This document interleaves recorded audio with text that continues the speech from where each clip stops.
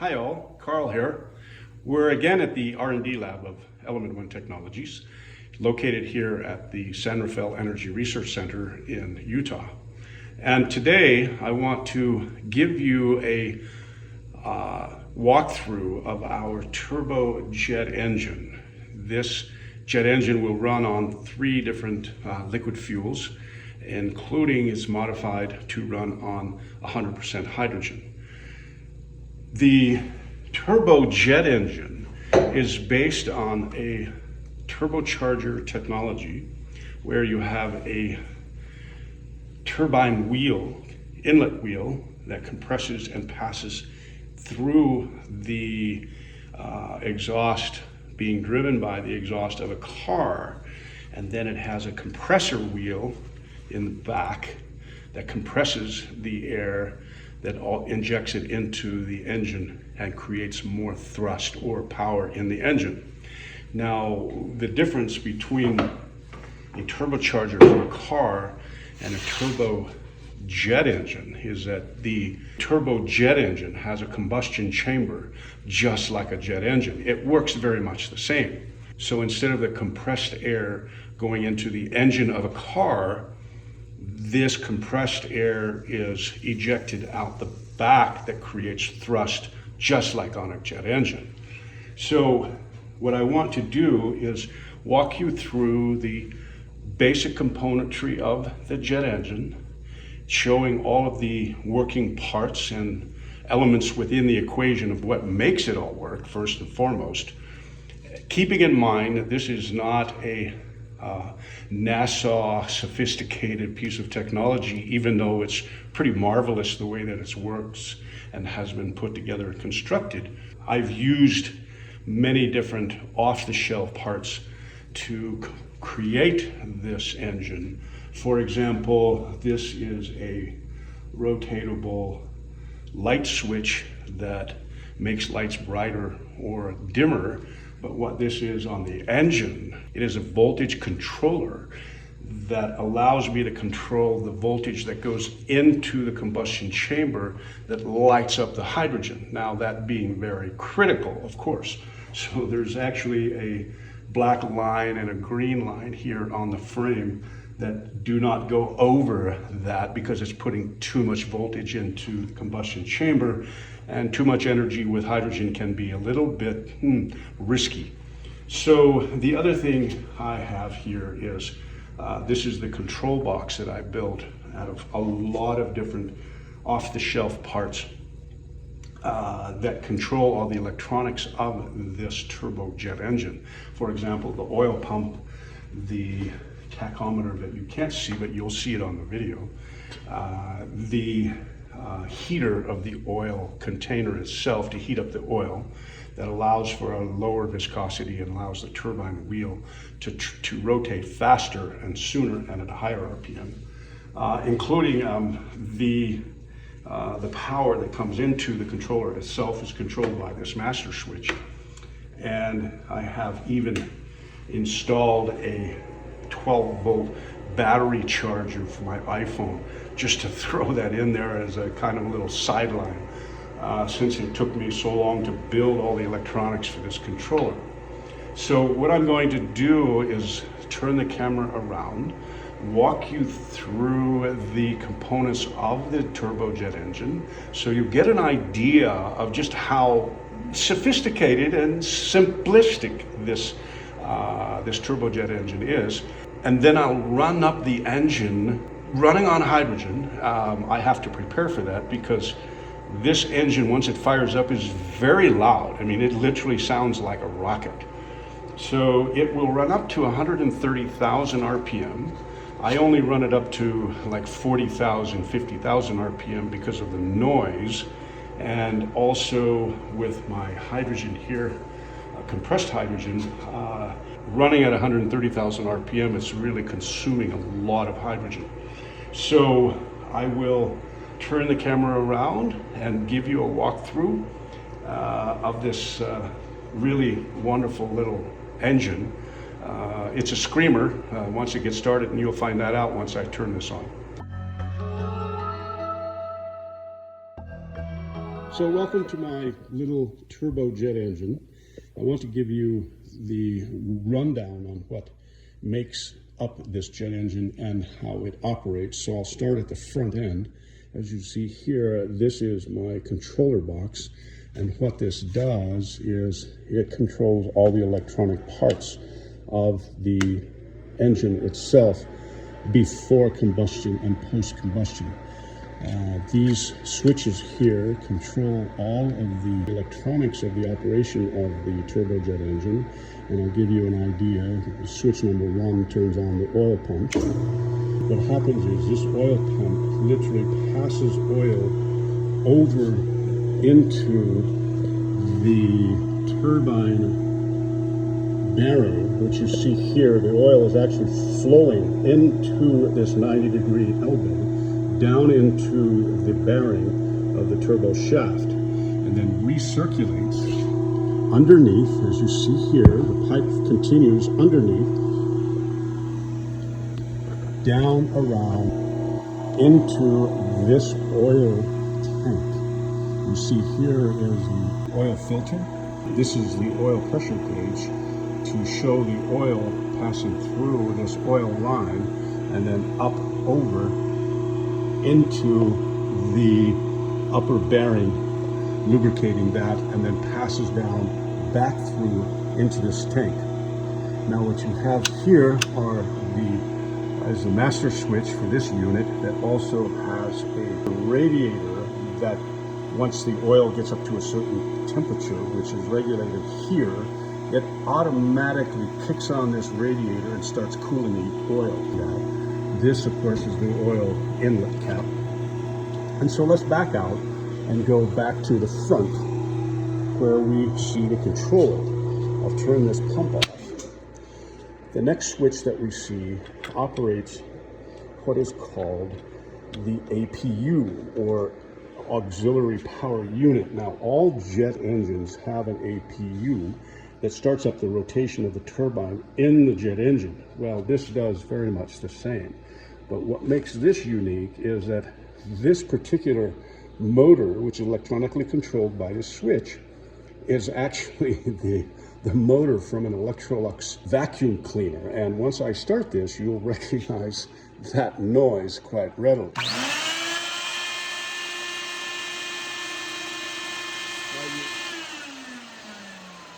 Now you'll hear that whining up, and that's the turbine spinning, because this air is being pulled down through the top, through this air filter. It is passed through the compressor of the Electrolux vacuum cleaner and then ejected out the exhaust, just like a vacuum cleaner on your floor. But that air pressure is pushed into the bell mouth of this turbojet engine and literally turns that turbine wheel that you see all the way in the back. Now this is a bell mouth. It's called a bell mouth. This has a very specific curvature profile that allows for the air around the bell mouth to be pulled in and compressed as it's going into the turbo fan wheel that you see in the back itself. So from there, what happens is that once I run up the APU, it rotates the turbine wheel in the back. It has to be a very specific RPM. I use a setting of minimum 3,000 RPM, which brings me to the next component. Now, how do I know it's rotating at 3,000 RPM? Well, this next switch turns on a digital tachometer.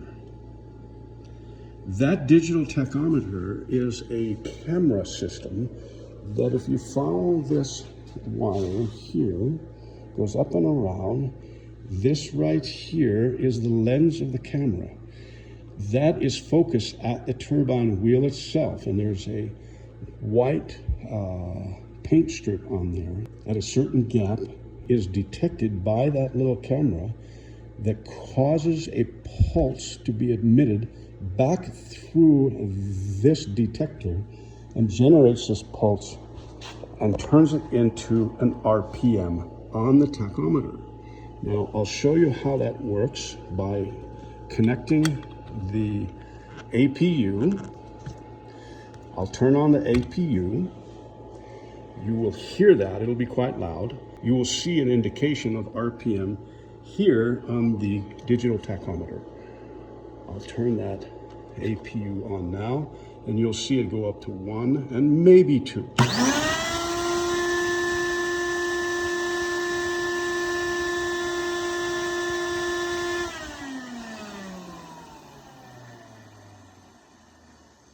So that means that the turbine wheel was rotating at 1,000 and up to 2,000 RPM. If I go to the next element in line with these switches, this switch is connected to the oil heater. Now that goes all the way back here. Here is the oil tank itself, and this is a oil heater that goes onto the outside of the tank. And the wire is connected to the front end at the controller, and it creates a heating element here in this silicone pad. That will heat up the temperature of the oil, that makes it less viscous, that allows the turbine wheel here, once the oil is injected, keeps it lubricated. The viscosity is much lower because of the heat, and allows the turbine wheel over here in the turbo to generate a higher RPM than 2,000 RPM that you saw on the tach, being driven by the APU. And once it reaches 3,000 RPM, then I can turn on the engine and light it up with injecting hydrogen and the voltage controller inside of the, what you see here is the combustor chamber. Now what this is just a regular spark plug of an automobile. Let's take that off. That is what creates the spark from the ignition coil. That is the Mallory ignition coil, just like a conventional car. That power that goes into this ignition coil is controlled by this dimmer switch. As you see, the settings are right where they're supposed to be. Now, what happens is that once I get up to 3,000 RPM, the turbine wheel is turning, the oil is warmed up, it allows it to be 3,000 RPM. Then this last switch, I will hit that switch. It sends the current through that controller that is generated from that battery.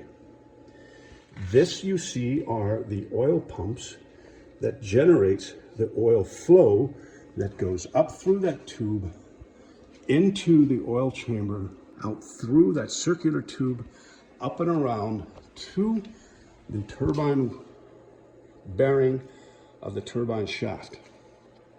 Once this baby fires up, it uses the compressed air from the combustion out through the top, compresses it through here, and creates the thrust out the exhaust, just like on a jet engine.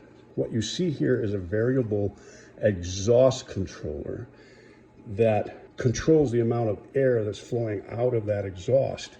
Now, what happens is that this turbine wheel is married to this larger compressor wheel, and that is a very specific ratio that is matched for this combustion chamber. What's inside of that combustion chamber is a flame tube that is specifically designed that matches the ratio between the turbine wheel and the compressor, and the length of this combustion chamber with the flow of the fuel and the hydrogen going in the bottom. Now, in the bottom of this combustion chamber is a circular fuel distribution or injector. That injector corresponds to the flame tube that you see here. Now, this is one of the very first ones that was ever built. to match all of the ratios that are working in tandem within this combustion chamber to light up that hydrogen and allow for the perfect air-fuel ratio. Here is one of the other flame tubes where the hydrogen and air is flowing into these chambers at 3 different stages and eventually through the exhaust. Now that is a ratio that is, I will keep that to myself. I don't want anybody trying this at home. So the other component that I have that is controlled by electronics is the thermometer. This is a digital thermometer, and right now it's at 75 degrees.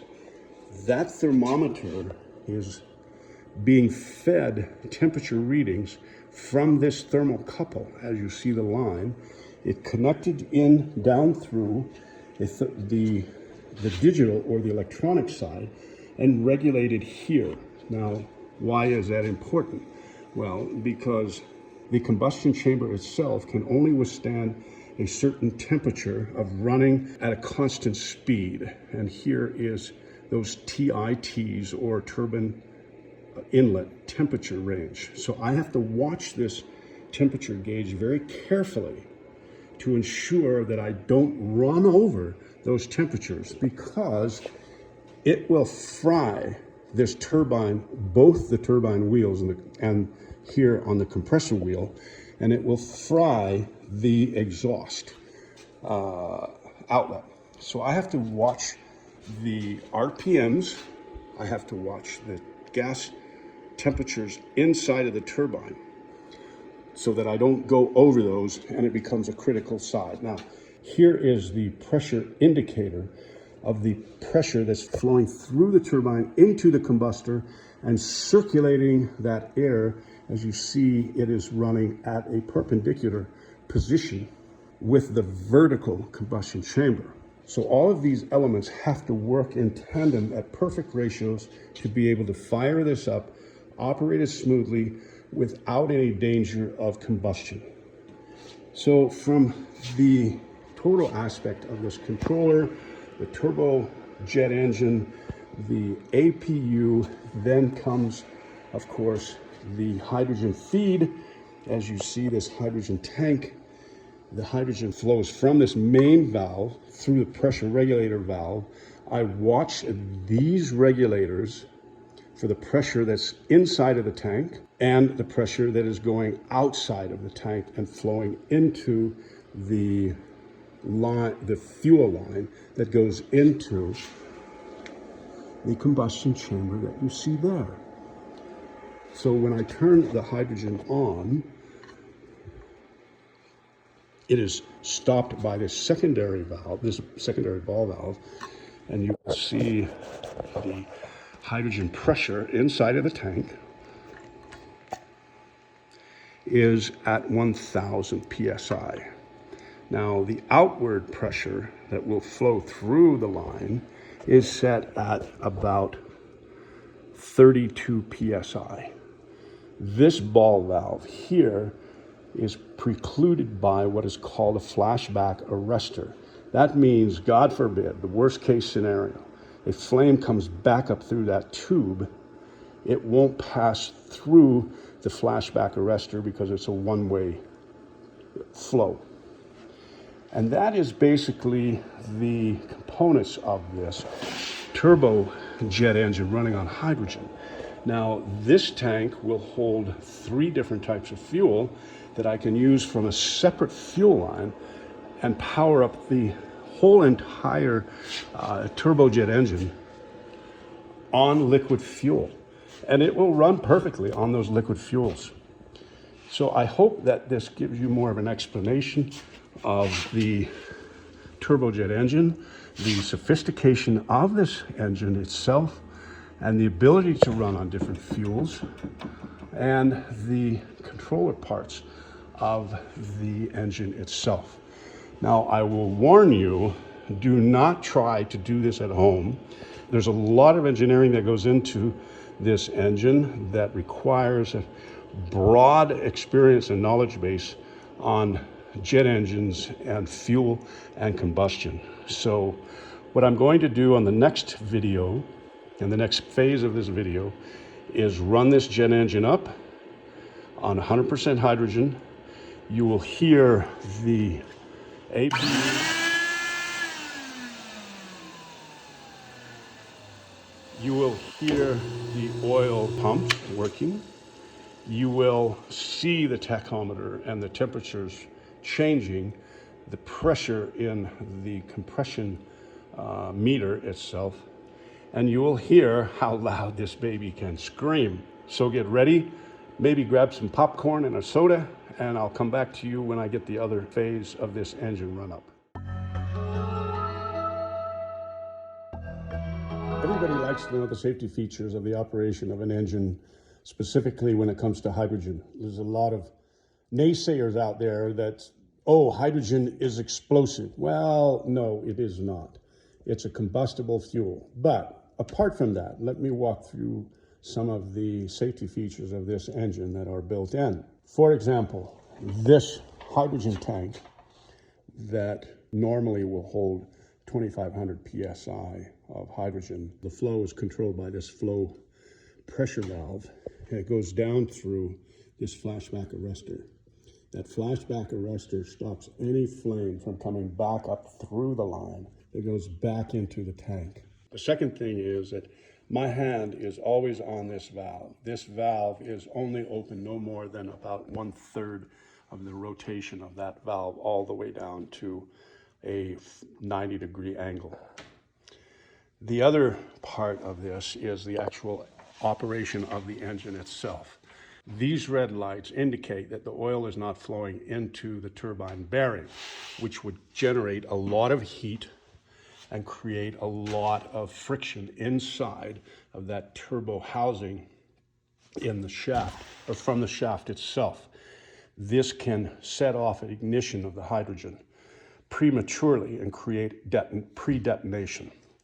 So that light, what happens is that when the oil is not flowing, that light goes on. Now let me show you what happens when I turn on the oil pump itself. That light goes off.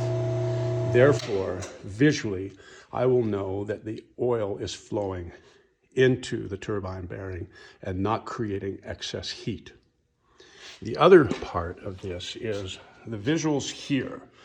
The thermometer that reads from inside of the compressor housing, the RPM from the rotation of the speed of the turbine shaft itself. And then visually, I have a checklist of things I have to pay attention every time I start this engine up. For example, do not exceed 2012 degrees Fahrenheit or 1100 degrees centigrade on the actual speed of the rotation. Continuously, if I'm going to run this at a particular period of time, do not exceed 1382 degrees Fahrenheit or 750 degrees centigrade. Now, this is the startup list that I have to always check before I start this up. I pay attention to the combustion temperatures, the RPM, and the pressure that is flowing through that turbine wheel and down into the combustion chamber itself. At any moment's notice, I can shut down this master switch that turns off the entire system itself. So I just wanted to give you an insight on the safety features built into this turbojet engine.